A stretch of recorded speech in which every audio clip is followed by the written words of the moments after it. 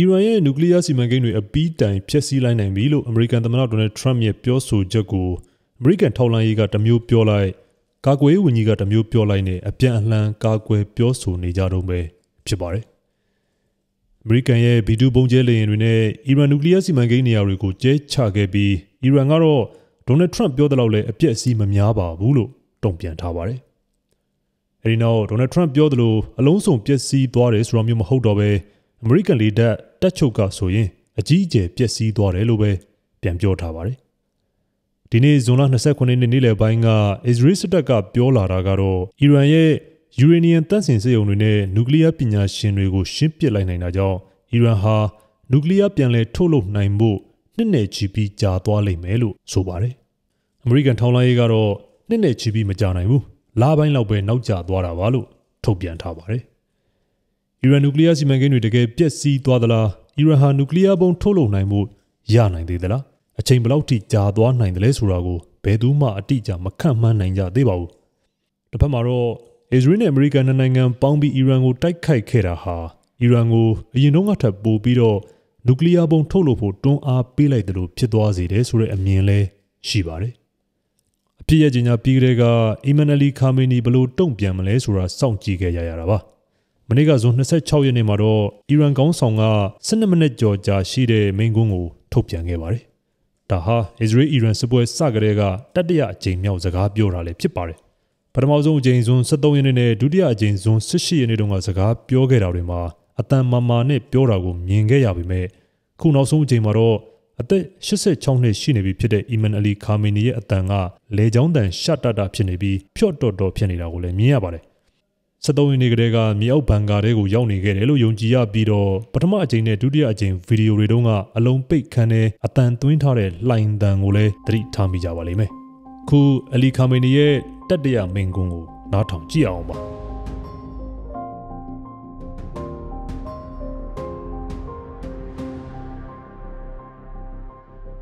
به ملت عرض می‌کنم یکی تبریک پیروزی بر رژیم جعلی صهیونی است با اون همه هیاهو با اون همه ادعا رژیم صهیونی در زیر ضربات جمهوری اسلامی تقریباً از پا درآمد و له شد فکر اینی که چنین ضرباتی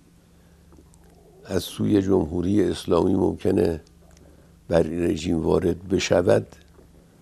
در ذهن اونها مخیله اونها خطور نمی‌کرد و اتفاق افتاد خدا رو سپاس می‌گذاریم که به نیروهای مسلح ما کمک کرد توانستند از دفاع چند لایه پیشرفته اونها عبور کنند و بسیاری از مناطق شهری و نظامی اونها رو زیر فشار موشک‌های خودشون و با تهاجم قوی سلاح پیشرفته خودشون اونها رو با خاک یکسان کنند این یکی از بزرگترین نعمت‌های الهی است این نشان دهنده این است که رژیم صهیونیستی بدانه که تعرض به جمهوری اسلامی ایران هزینه برای او ایجاد میکنه هزینه سنگین برای او به وجود میاره و ایجاد میکنه و به حمدالله این اتفاق افتاد افتخارش متعلق به نیروهای مسلح و مردم عزیزمون هست که این نیروهای مسلح رو از درون خود ایجاد کردند تربیت کردند پشتیبانی کردند و دست اونها رو برای انجام یک چنین کار بزرگی فراهم کردند، قوی کردند. تبریک دوم مربوط به پیروزی ایران عزیزمون بر رژیم آمریکاست. رژیم آمریکا وارد جنگ مستقیم شد، چون احساس کرد که اگر وارد نشود رژیم صهیونیستی به کلی نابود خواهد شد. وارد جنگ شد برای اینکه او رو نجات بده، لکن هیچ دستاوردی از این جنگ نداشت. به مراکز هسته‌ای ما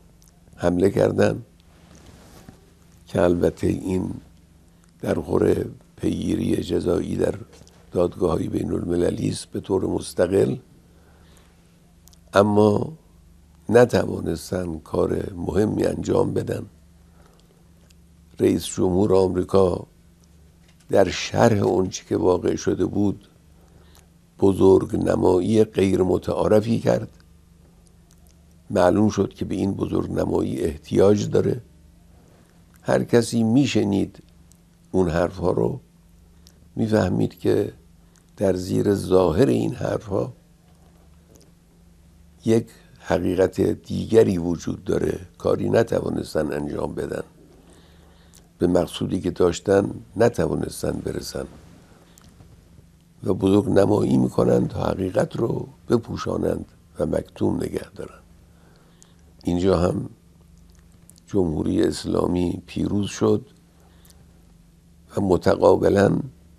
جمهوری اسلامی سیلی سختی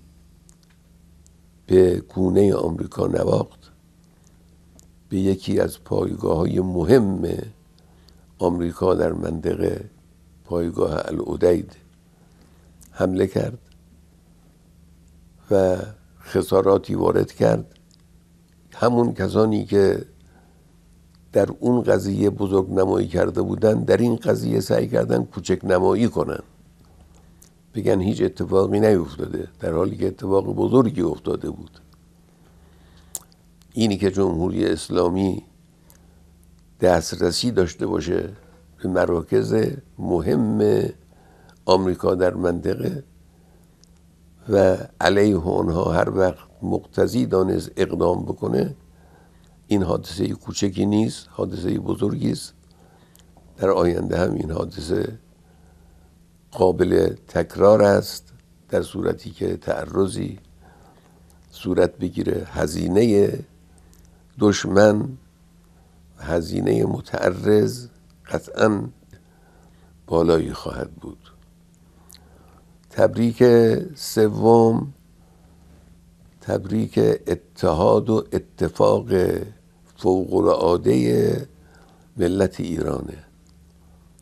بحمدالله یک ملت در حدود 90 میلیون جمعیت، یک پارچه، یک صدا، شانه به شانه در کنار هم، بدون هیچ گونه تفاوتی در خواسته ها، در مقاصدی که ابراز می کنند، ایستادن، شعار دادن، حرف زدن، از رفتار نیروهای مسلح حمایت کردند. بعد از این هم همین خواهد بود. ملت ایران بزرگواری خودش رو، شخصیت برجسته و ممتاز خودش رو نشان داد تو این قضیه و نشان داد که در هنگام لازم یک صدا از این ملت شنیده خواهد شد و به حمدالله. နယ်သာလန်နိုင်ငံ The Hague မြို့မှာကျင်းပနေတဲ့ NATO အစည်းအဝေးပွဲကိုရောက်နေခဲ့တဲ့ Donald Trump ကလာမယ့်တစ်ပတ်ထဲမှာအီရန်နဲ့တွေ့ဆုံဆွေးနွေးမှုလုပ်သွားဖို့ရှိတယ်လို့ပြောခဲ့ပါတယ်။ Donald Trump ပြောသလိုဆိုရင်တော့လာမယ့်ဇူလိုင်ပထမပတ်ထဲအမေရိကန်နဲ့အီရန်တို့တွေ့ဆုံဆွေးနွေးသွားဖို့ရှိနေပါတယ်။ဒါပေမဲ့အီရန်ဘက်ကတော့ Donald Trump ရဲ့အဲ့ဒီပြောဆိုချက်ကိုအတည်ပြုထားတာမတွေ့ရသေးပါဘူး ပြီးတော့ဒေါ်နယ်ထရန့်ဘက်ကအဆိုပြုထားတဲ့တောင်းဆိုချက်တွေကိုအီရန်ဘက်ကဒီတစ်ချိန်မှာလိုက်လျောမလားဆိုတာကလည်းမသိကြပါဘူးအီရန်နိုင်ငံအနေနဲ့စီးပွားရေးချွတ်ချုံကျမှုတွေကထွက်နိုင်ဖို့အမေရိကန်နဲ့ညှိနှိုင်းမှုလုပ်ကိုလုပ်ရမှာဖြစ်ပါတယ်စီးရီးသုံးသက်သူတွေကတော့ဒီအတွက်အီမန်အလီခါမေနီမှာရွေးချယ်စရာတိတ်များများဆဆမရှိတော့ဘူးလို့လည်းဆိုကြပါတယ် In addition to all of this, we weakened Iran's proxies, including Hezbollah and others. The IDF has met and in some areas exceeded its operational goals. Yet, we are under no illusion. The enemy has not changed its intentions. Hezbollah ပါဝင်သူ့အထောက်ပံ့နဲ့ယက်တီနေခဲ့တဲ့အဖွဲ့အများစုအာရုံသွားတဲ့အချိန်မှာအီရန်အတွက်အထိန်အထည်လုပ်စရာရွှေ့စရာအကွက်နည်းသွားပြီလို့လည်းဆိုကြပါတယ်။ဒါကြောင့်အလီခါမနီအနေနဲ့အမေရိကန်ရဲ့တောင်းဆိုချက်တွေကိုပဲလိုက်လျောမလားနျူကလ িয়ার လက်နက်ထုတ်လုပ်ဖို့ပဲစိုင်ပြင်းတော်မလားဆိုတာကိုစောင့်ကြည့်ရတော့မှာပဲဖြစ်ပါတယ်။ نقطه اساسی عرایزم عرض بکنم اینه که رئیس جمهور آمریکا در یکی از بیاناتش و اظهاراتش گفت ایران باید تسلیم بشود تسلیم بشه بحث غنیسازی دیگه نیست بحث صنعت هسته‌ای نیست بحث تسلیم ایران است خب البته این حرف برای دهان رئیس جمهور آمریکا خیلی بزرگه آمریکایی ها از اول انقلاب با ایران اسلامی مشغول معارضه هستند پنجه میافکنند هر دفعه هم یه بهانه‌ای دارن یه بار حقوق بشره یه بار دفاع از دموکراسی است یه بار حقوق زنه یک بار غنیسازی است یک بار اصل مسئله هسته‌ای است یک بار مسئله ساخت موشک بهانه‌های گوناگونی میارن اما باطن قضیه یک چیز بیشتر نیست و او تسلیم ایرانه قبلی ها نمی گفتن این رو چون این قابل قبول نیست در هیچ منطق بشری قابل قبول نیست که به یک ملتی بگن بیایید تسلیم بشید لذا اون رو زیر عناوین دیگری پنهان میکردن این شخص لو داد اون حقیقت رو نشون داد فهمید که فهموند که آمریکایی ها فقط به تسلیم ایران راضی میشوند و نه به کمتر از او و این یک نقطه مهمی است ملت ایران بدانند معارضه با آمریکا اینه و این اهانت بزرگ به ملت ایران رو آمریکایی ها دارن و چنین اتفاقی هم هرگز نخواهد افتاد